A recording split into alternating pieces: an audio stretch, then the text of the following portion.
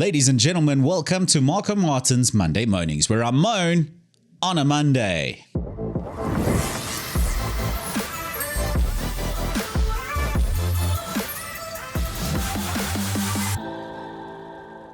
Have you ever been to a neighbor's house for dinner?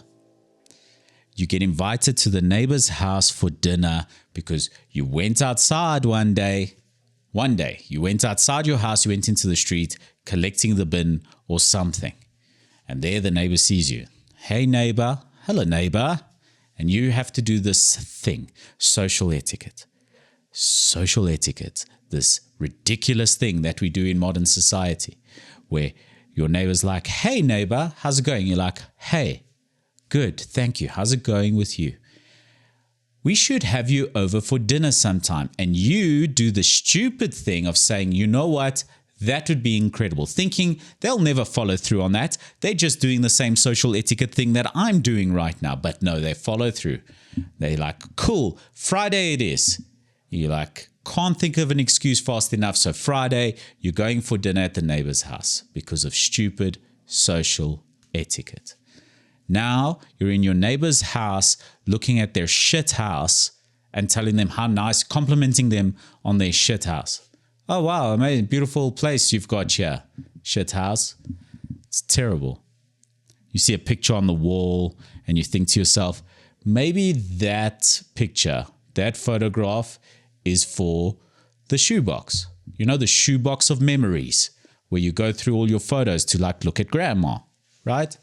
But no, it's on the wall. And you're like, maybe that photo should have been in the shoebox.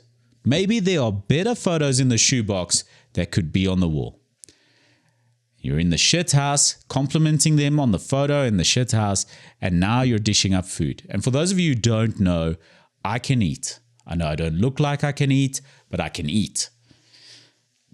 So you go there and you dish up, and then you realize that you've dished up and that nobody else has dished up and it's already finished. So you have to dish back, which is so embarrassing. So embarrassing taking stuff out of your... I don't know if it's more embarrassing for me or for the person. Because if you have people over, cook too much. If you think you've cooked enough, cook more. That's the thing. And now you're dishing back.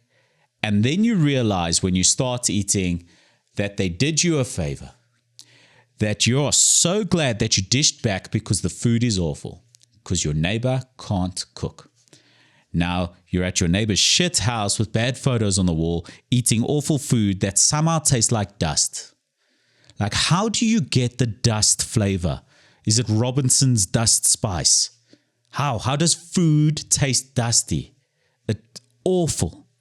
So now you've dished back the awful food. You're so glad that you didn't dish up more and that you couldn't and they didn't cook enough because now you have to stomach all of that awful food.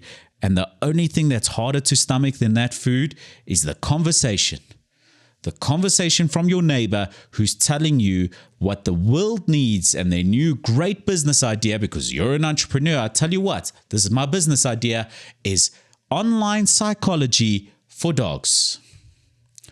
Online psychology for dogs, because during COVID, what we learned was what the world was really lacking is an online psychology service for your dog who's now depressed because they haven't gone on enough walks. Your dog doesn't go on enough walks and is now depressed and needs an online therapist on Zoom. And that's when it hits you. That's when it hits you where you're like, oh, that's why this person's house is shit. They're crazy. Your neighbor's an insane person. You live next door to a crazy person. And now you're sitting listening to the conversation about online therapy for dogs and her kid who 3D prints tortoise shells for injured tortoises. Now they have new shells and it's sponsored by Nike or something. That actually sounds pretty cool. I wish that was the actual conversation because now I'm interested. Like, make hats for dogs. Online therapy for dogs, you're insane. Your neighbor's an insane person. And then you're Facebook friends with that same person and you just more and more things happen that reinstate this idea of them being insane. Where you see a post of don't accept friend requests from me. My account got hacked, angry face. My account got hacked, angry face. And you realize right away, it's like, oh, this is a crazy person. Because first of all, hacking was invented at MIT in the 1960s. MIT students tried to break into the coded algorithms or whatever of the computer systems in the 1960s at MIT. Cloning, on the other hand, was successfully invented for plants in biblical times. In 1996, we successfully cloned the first mammal, Dolly the sheep. And you, Janine, don't know the difference between hacking and cloning. You've had enough time. Your account was not hacked, Janine. If someone's sending invites with an account that has your profile picture and your name, your account was cloned. It was not hacked. It's Dolly the sheep, not 1960s MIT students. Angry face. That's me reading it. I'm the one with the angry face. Speaking about my crazy old neighbor, my great-grandfather got embarrassed on TV last week. Joe Biden.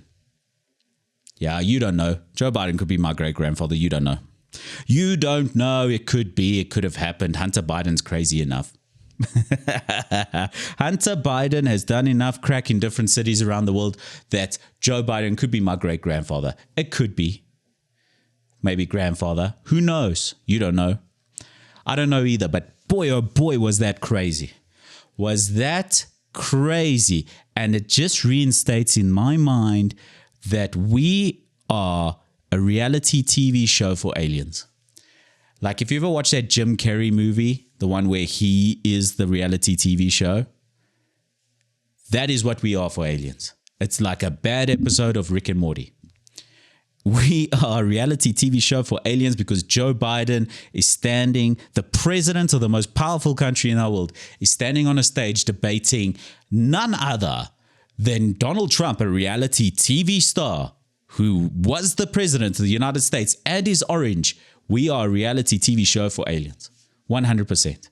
You got an old guy on a stage who doesn't know where he is, who's saying there are many young women in this country whose cousins and brothers and sisters cross borders with babies whose heads smell like sweet Georgia peaches. And none of it makes sense. And that is what I call entertainment. That is entertainment for aliens. And that is why old people are both the worst and the best. The worst and the best. I tell you what, they should just keep it up. The whole world is looking at this right now. The rest of the world, anyone outside of the United States, is looking at this and saying, maybe my guy's not so bad. Maybe my guy is not so bad. And it's winter. It's winter, which means puffy coats are out again. Puffy coats have been in style for winter for some time now. And the thing about puffy coats, as cool as they look very cool. The thing about puffy coats is it makes hooking up a game of Cluedo. Puffy coats make hooking up a game of Cluedo because you don't know what's going on underneath the puffy coat. You go out somewhere, beautiful girl in a puffy coat, you're like,